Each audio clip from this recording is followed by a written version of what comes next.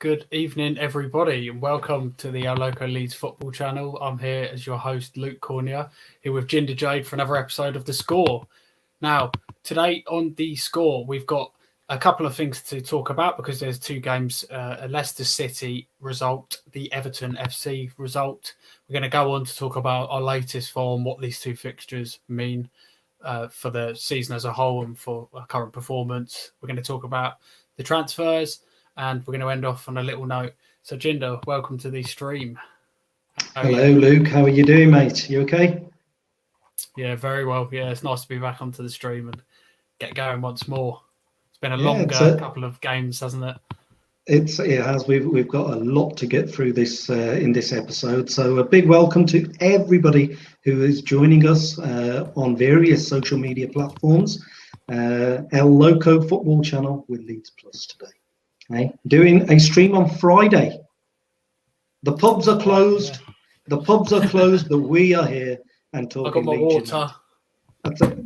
I've got some cranberry juice in the ready the kitchen. To go. Yeah, ready to go. So, hopefully, there's a few more of you that want to watch the video live, and obviously, as normal, if you leave your comments, whether you're on YouTube or Facebook, we can respond to them live and sort of have a talk with you as we're going.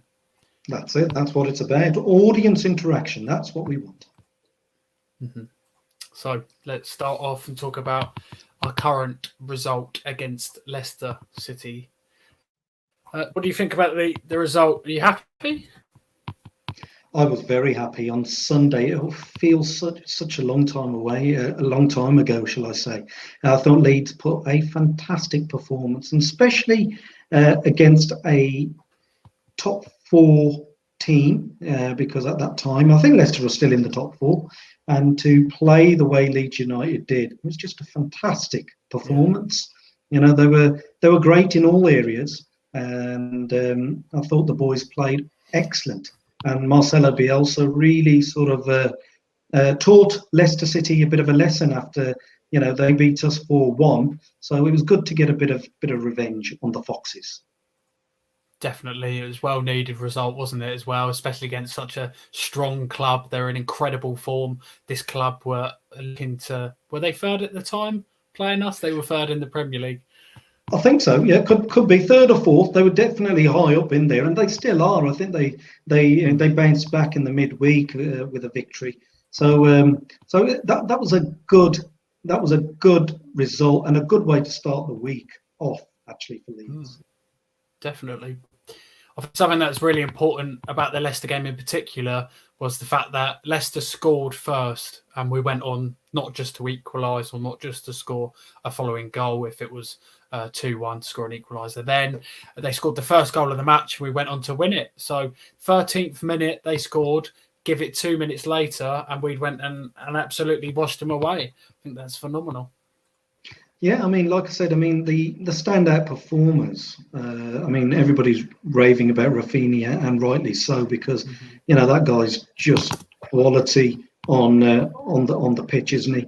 And but Bamford, there was so much that we could say that was good about Leeds United, because if you look at it, because we lost Rodrigo early doors into the game, and Matthias Klick came in, and Klick put in a solid performance. You know, we saw the likes of Ayling, Stuart Dallas step up. You know, I mean, these two have been fantastic anyways. But, you know, but like I said, Liam Cooper, it was just a really solid professional performance by the lads. And, you know, you got to give fair credit to Marcelo Bielsa, because, you know, obviously when you're on national TV, I think a lot of people want you to lose, and especially if you're Leeds, we've got a lot of people who don't want us to win. So I think the way we played, it was just fantastic.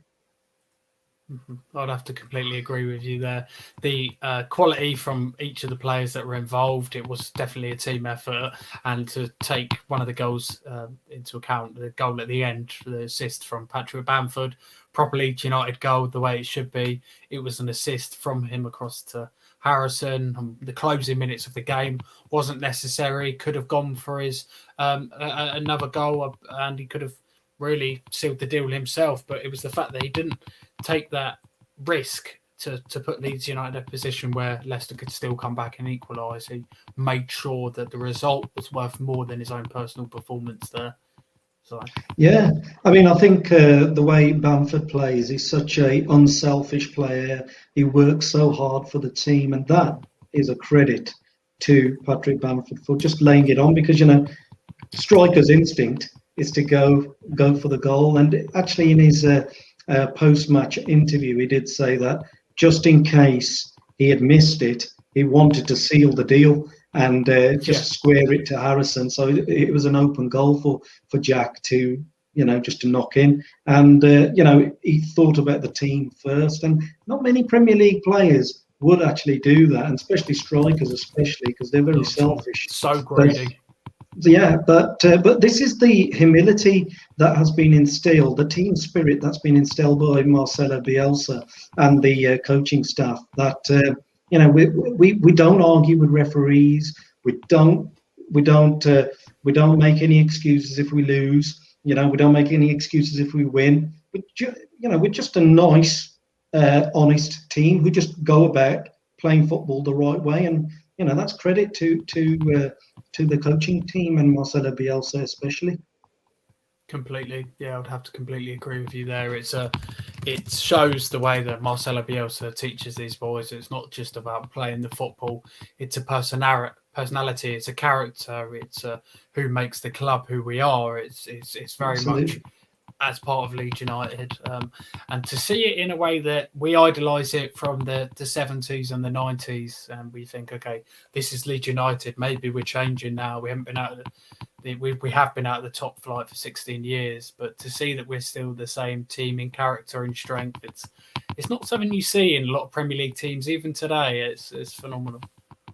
Really I think, look, it's really good, Luke. I mean, I and these, you know, some of the stuff personally from Marcelo Bielsa, I take into our channel, you know, into the El Loco Leeds football channel, because that's the way, you know, when we do our pre-match reaction videos or match reaction videos, we always try to give a fair view of things and a fair point. Obviously, we are Leeds United fans. You know, we've got a fantastic Facebook group, Leeds Plus, and but it's there to encourage the lads. All this social media, all this YouTube, I think it's there to encourage Leeds United, and I mean that's why, and yourself have put all this work behind the social media platforms, and it's there to encourage the Leeds United football team.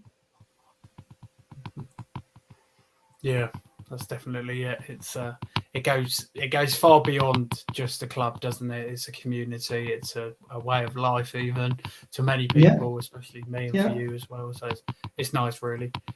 Once again, everybody, if you've got any comments, whether you're on YouTube or Facebook, please leave them in the comment section. There's no wizardry behind it. All you've got to do is leave a comment just like you normally would, and we can get it up here. So before we move on, Jinder, I know from our YouTube channel, we currently have Dago who's watching, and he said, we missed Rodrigo in the last game against Everton, and cheers from Chile. Hello to Dago. Yes, we're going to talk about the Everton game, aren't we now? So the good news follows the bad news.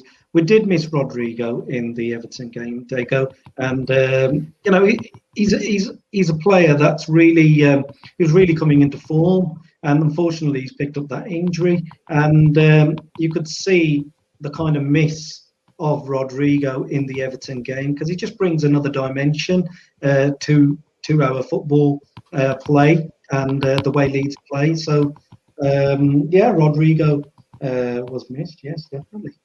Mm-hmm.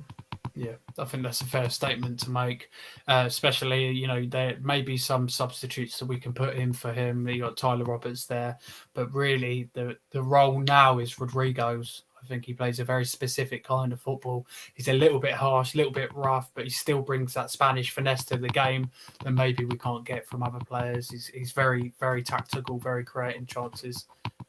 And he's also yet to get better. Remember, Luke, he's only played a few months here in the Premier League, so he needs to get used to everything, the whole environment of Leeds. He was even ill with the virus, so you know, he is coming back from that.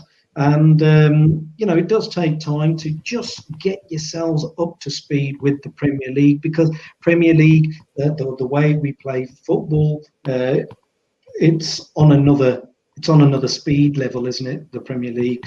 So I think next season we'll see the best of Rodrigo. Mm-hmm. Yeah, I think that's a very important point to make about how we're still a developing side. We've got a lot of players here with star talent on their own right, but we haven't been able to see the full potential, not as individual performances, and definitely not as the full potential of the squad. I know Bielsa, we've seen him work magic with a lot of players, but even if you take players that are in our squad, developed players at the moment, it took time, and these players needed to get into his regime. I believe, fair enough, it might be even a negative point about Bielsa. If we had a manager that was less stylised, less specific, they might be able to fit in quicker. But because he's so dead certain on the way of football he likes to play, and now his Leeds United style of football, I think it defines us, and the players will need time to catch up to our style of play. Yeah, I totally agree with you, Luke. It's the Bielsa ball, or Bielsa's philosophy, is something that it takes time to get used to. I mean, many years ago, Liverpool, the very successful Liverpool team of Bill Shankly's, it used to take them a good couple of months to learn the Liverpool system. So it's a very old school way of getting football players adjusted to your team's play, shall we say? And it worked for Mr. Shankly many years ago, and Liverpool weren't too bad, were they? But I think the philosophy that Bielsa has got, I mean, you could see, just the physical demands on the players. It's we remember the chap that we signed from France last year, John Augustine, and the regime just took him apart, didn't it? So you could see that everything takes time, and Bielsa is a very patient man as well, as needs. You have to be patient with him. And Rome wasn't built in a day, my friend, and neither Leeds United is. And the amount we've progressed in the developing at the pace we have done since 2017, it's out of this world for any modern football club. It's just ungodly, really. Totally agree with you. Paul Heckingbottom couldn't do anything, could he? No, not at all. That's it. With that, let's move on to our other latest result that we need to talk about today, which is the Everton result. I think you can see by the emojis that we've added onto the bottom here and here that it was a mixed result, wasn't it, Jinder? It was, but you can't fault the lads for trying. Because the way they played in the second half, even in the first half, the goals came with a couple of errors, and but Leeds, the way they bounced back after the first goal was conceded, I thought we were straight in there with Alioski hitting the woodwork. Strike had a header from a corner, and it was tipped away by Olsen. Their goalkeeper, Olsen, was fantastic throughout, wasn't he? He was their man of the match, definitely. But the second half performance, if Leeds, this is the thing, you see. I mean, how can you say anything negative when a team puts in a performance like that? So well. So you can't really say anything. Football is a very unpredictable game, and to lose to Everton, who I think, and it's my opinion, people might take me down for it, but I believe that Everton will be in the top 5. They've Carlo Ancelotti, top manager. They're very well organised team. They really are, and you could see the organisation that they had. Even when we were in the second half and we were on top, they rode their luck and they played that typical Italian style, just defended.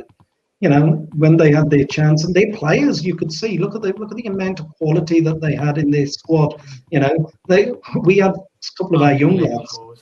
We had a couple of young lads on the bench. They had James Rodriguez on the bench. They had that Joshua King that they bought from Bournemouth on Monday, and it's just quality. And that's, I talked about it in the pre-match video as well, that Everton have, they've never been relegated from the Premier League since the Premier League formed in 1992. Wow. So you could see that they nearly went down in 1994. Mike Walker was their manager, but they escaped that time. But like I said, you could see the gulf in class, and that's what we need to be like. We need to be, an Everton. I completely agree. It's our ambition to become a club like that, and despite the fact that they might not be Liverpool yet or a club like this, their ambitions are set just as high, and they're definitely aiming for a place in the Champions League this season, I do believe. With that in mind, I think the performance that we played was it was to our best of abilities. There was no downside in the way that we played personally as a club, and it's just nice to see really us battling at the top, even if we don't get a result like this. Yeah, I mean, we've beaten once this season, so they beat us.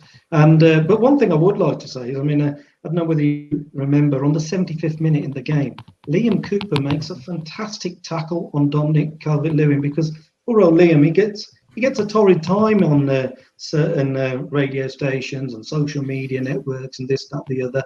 And it's nice to sort of give him credit where credit's due, because people are going to look at the negatives of the game, but let's reflect on the positives. And that was a positive tackle, and he made a similar tackle in Leicester, in the Leicester City game, when he went through one of their players. And I've noticed this.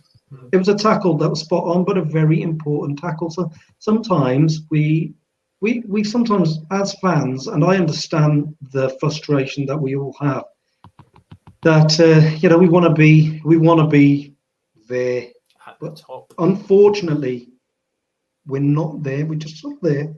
But it's building. We just need to build. That's the key word I would say about Leeds United this season. It's building, team building, the performance.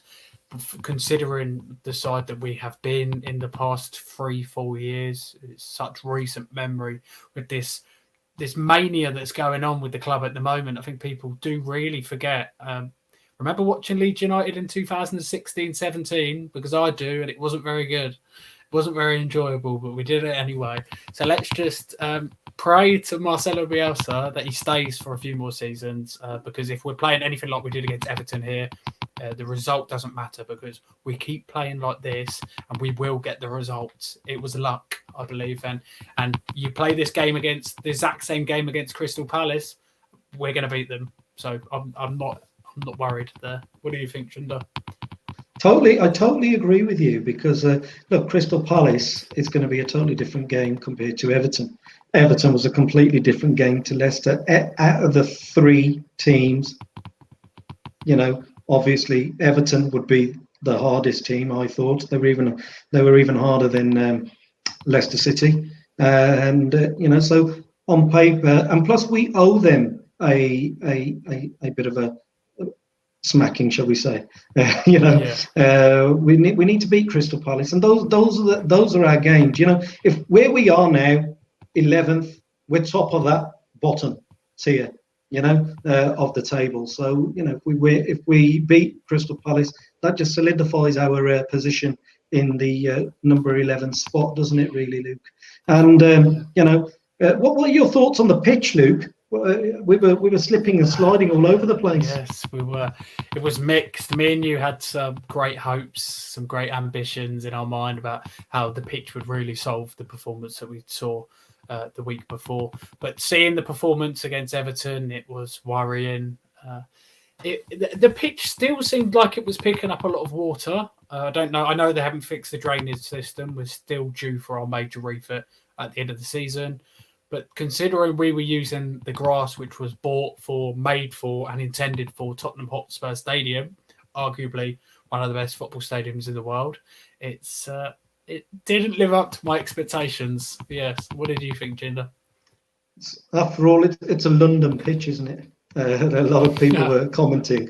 I got a comment on my YouTube channel saying it's we never win on a London pitch, but what I do think is that I think with in Yorkshire there was a lot of snow on the night before, so that obviously the water retained in the pitch a fair bit overnight, and so I think that really sort of played into the players slipping. But then again, Everton played on the same pitch, so I don't think even Marcelo Bielsa, he had a press conference today. He didn't blame the pitch, and I don't think we should blame the pitch because the second half performance was fantastic.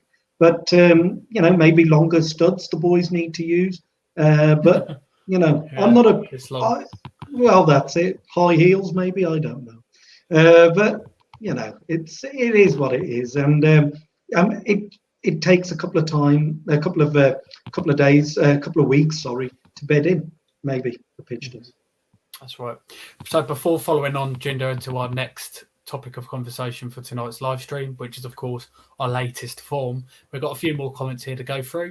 This one is less of a comment. It's from Jake Cornea. He's just tagging Carl. Jake Cornea is my brother, so it's nice to see you watching the stream and supporting us. We've got a more serious comment here from Anita from the Facebook. Anita said they're doing well, much more well than most people thought they would do, which I think it's incredibly true.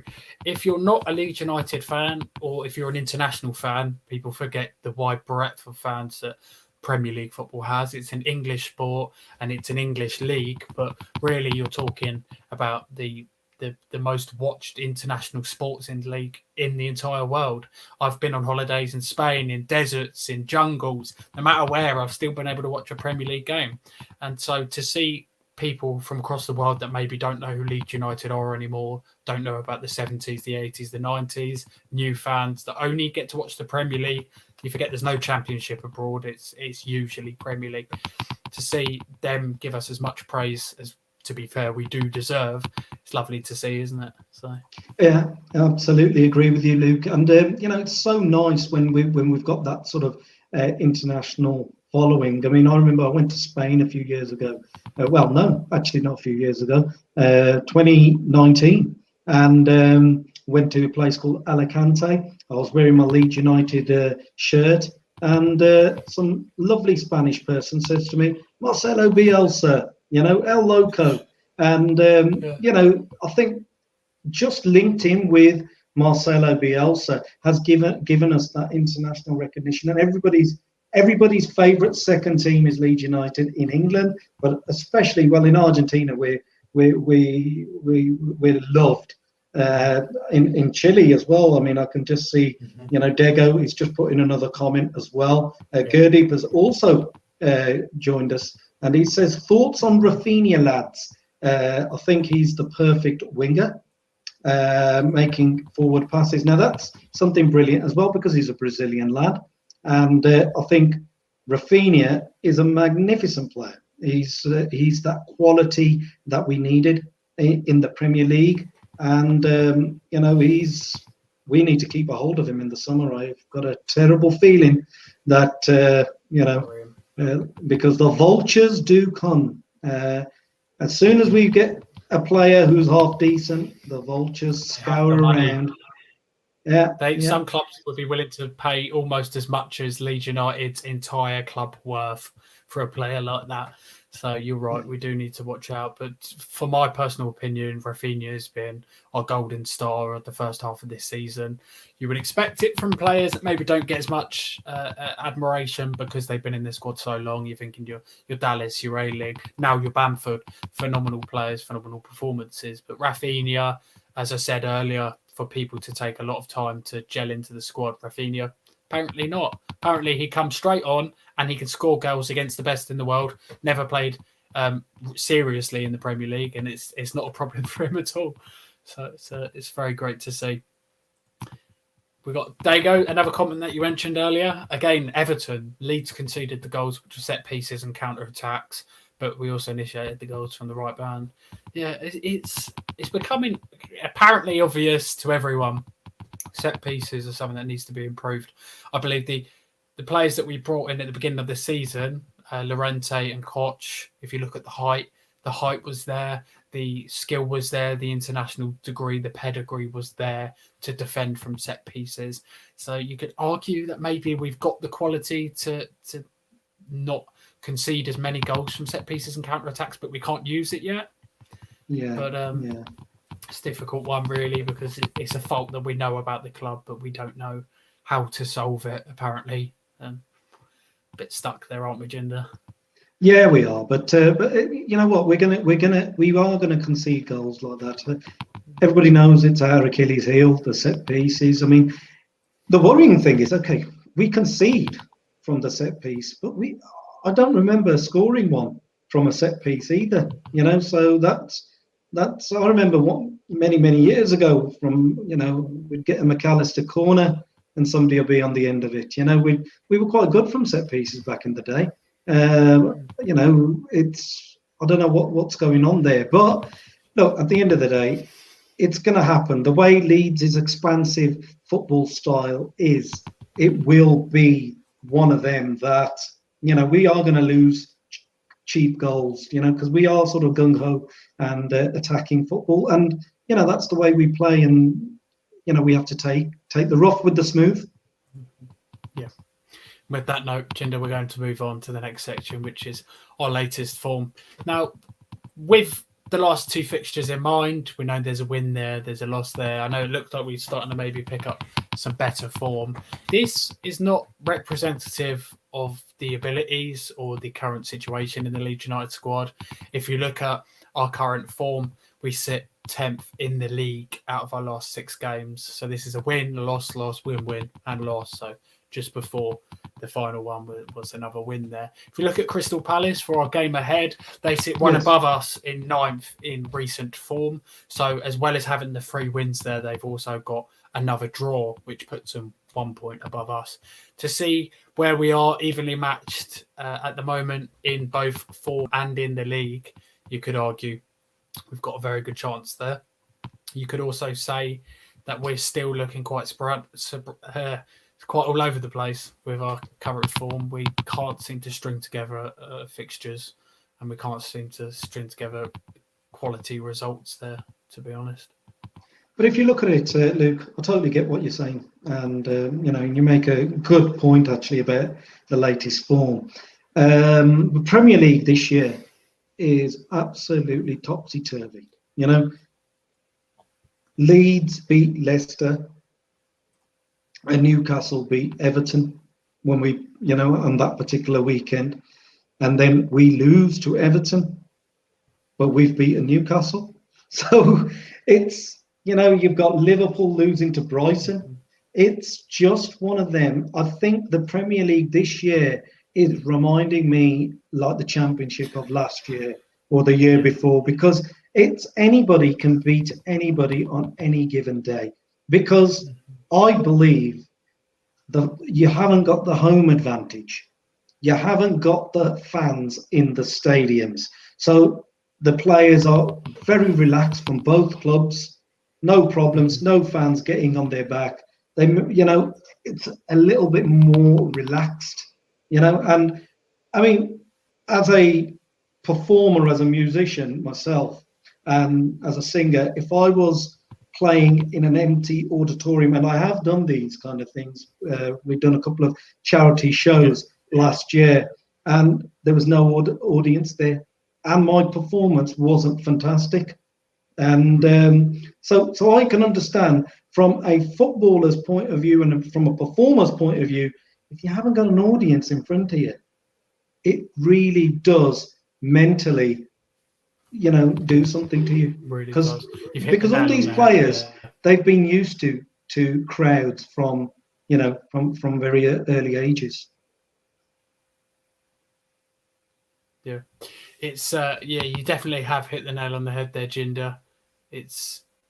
We're at the stage now where it's looking like we got latest performances where we're not having any fans. It might be good for someone like Patrick Bamford, who's really come into his own this season. It's quite nice for him to be able to, quite nice for Patrick Bamford to be able to string together a lot of goals and to really get that stride that he was lacking in the Championship, maybe because the amount of fans that were there watching him were actually taken away from his performance because he was getting a lot of abuse online, a lot of pressure there for his performance, and actually seeing the stadium empty, maybe that weight's off of his back now and he's able to really play the game that he wants to play. Yeah, I think you could be right. But I've always thought that Patrick Bamford was quality. I never sort of doubted him last year. When we actually, I remember him scoring a hat-trick against us when we played Middlesbrough. I think it was the Thomas Christensen season. And, he was always a player. And he even says it himself that he never got a fair crack of the whip in the Premier League, did he? And because he came from Chelsea, he went to Crystal Palace, knocked about there for a bit, and things just didn't work out for him. And I think players get better with age, and he is at the peak of his age at the moment. If you can work it out, because you're really good with stats and everything, how old could he be? I think he's about 28, 27. Yeah, definitely. So he's in his prime at the moment. Tell me in the comments below if what his age is. But he's, that's the 28-year-old, the 27-year-old is the peak of their football career. He may have needed a coach like Bielsa to bring that certain striker out of him, and because the player had the ability, you could see his touch in the Championship was quite good. If you look at the Championship, it was Lewis Graben. There's a striker. There, you got Agbon, not Agbon, not him. The other chap, Asomba Longa. Yeah, Asomba Longa from Middlesbrough. So these players, these are like proven sort of Championship strikers, and Bamford was as good as, if not better. But the difference with Bamford is he's actually proved it on the Premier League, and with Bielsa as his head coach, Bielsa made Llorente, his the striker in when he had him at the Athletic Bilbao. Llorente was a top striker, and Bielsa converted him into a really, really decent striker once Bielsa had finished with him. That's right. To see where Bamford is coming in at the moment with his recent goals performances, it's great to see. With that note, Jinder, we'll be moving on to the transfers. So there's one key transfer that we want to talk about. It's not for this transfer window that's passed. It's for the next transfer window. Obviously, we can talk speculation about hundreds and hundreds of players that might be coming to Leeds United, but we're starting to look like we know for certain one player is coming to Leeds United, and that's Jack Harrison. Do you feel this is a signing that we need? Do you feel like his loyalty to the club should be repaid with this? And just generally, what are your thoughts? Well, I think Jack Harrison has been a standout performer this season. Yeah, I think he really knows the system inside and out. I think it's the first team name that comes on the team sheet, and Marcelo really has faith in Jack Harrison, and I think he deserves it. He's his third year here. He's almost like a Leeds United player, anyways. That's right. I mean, how can they sign him for another 2 years? Of the with the mark of the Everton game passing, he's played 112 appearances for Leeds United, although he has never officially been a Leeds United player. This is a record for us. This is a record for the Premier League. This is a record for English football. And there's debates in the Leeds United community whether this is a world first, but nobody seems to have brought it up. 112 appearances as a Leeds United loanee, but he's been a Manchester City player for this entire time. It's an arrangement that seems to have oddly worked for Leeds United. It's oddly worked for Jack Harrison as well. In our finances, we haven't had to pay for a player that can still play for us. We can still pay for his wage, and so it works out, doesn't it, for both parts? Absolutely. I mean, look, we've had 3 years of trying him out before we've actually bought him. So it's fantastic. I wish we had that kind of deal for the likes of Thomas Brolin, Jamie Kebby, that Marcus Stewart guy. Callum Stewart or whatever his name was. So it's a great way of doing a bit of business. But I think that's down to Pep Guardiola's relationship with Marcelo Bielsa. Because as soon as Bielsa came in and Jack Harrison came in with him, and Pep has faith in Bielsa, and Bielsa has actually made this chap Jack Harrison the player he is. And to get him for 10 million quid, I can just see in the comment there somebody's mentioned to 10 million pounds. Yes.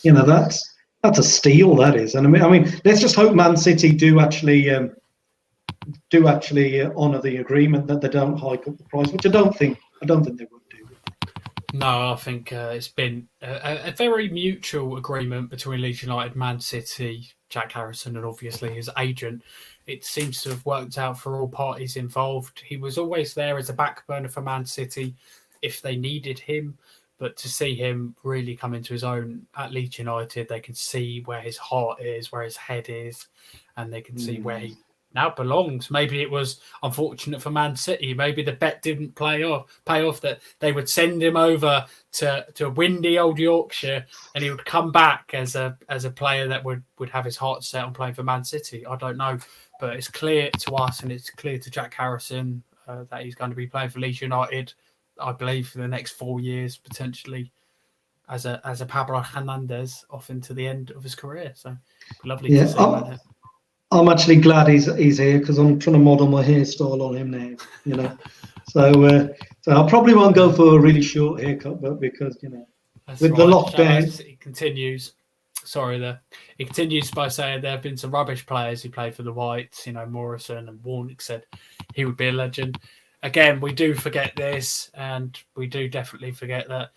Not so long ago into the distance, we were a club that we would have dreamed of having Jack Harrison. We would have dreamed of having Rafinha and all of these players. So it's great, isn't it, to see? Yeah, definitely. I mean, like I said, look, we've just come so far in such a short space of time, and it is down to Bielsa. I think Bielsa is our priority signing. I see Dego just saying firstly need to keep Bielsa, and like I said, that signing of Bielsa every year needs to happen. So like I said, I just got to say that I think there's a lot of players that Leeds have bought have done really well. They're Ayling wasn't bought by Bielsa, but he's done really, really well. He's been playing in the Premier League all season. And if you look at Stuart Dallas, these two will definitely be in the mix up for next season. Obviously, next season we'll build up on our squad and bring in some new players. And I could see, what was it? Well, on Monday we done no business whatsoever, but we were linked with Pulgar. Or is that how you say his name? Mm-hmm. And he'd fit in well with them in the midfield, but I haven't done my research on him. So, but apparently, from what I've heard and read on the rumour mills, that he's a really good quality midfielder. Okay, thank you for that, Jinder. And with that, everybody, we're going to close off and say thank you for watching The Score with Jinder and Luke. It's been episode 3. If there's any feedback, comments that you would like to add, please do comment, and we can go through them after the live stream's ended and when the video's uploaded. We can filter through these. We've already made some changes to the style, to the look of the show, and any comments, any feedback that you can add that will really enhance the experience of The Score, because ultimately this is an experience for all of us. Please let us know. With that, thank you very much, everyone. I'm Luke Cornier. This is Jinder Jade, and we'll be seeing you next time. Take care. Thank you for watching, and make sure to hit that subscribe button and hit that all-important join button on Leeds Plus as well. Thank you guys for watching. See you soon.